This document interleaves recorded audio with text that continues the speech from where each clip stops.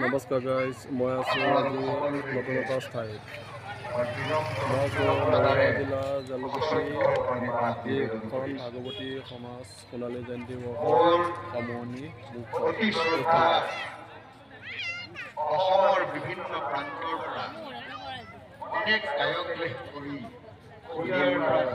বিভিন্ন জিলা পঢ়া লোকপ্ৰান্য হৈ আছে। সঁচাকৈ মানে ইমান দ্বিতীয়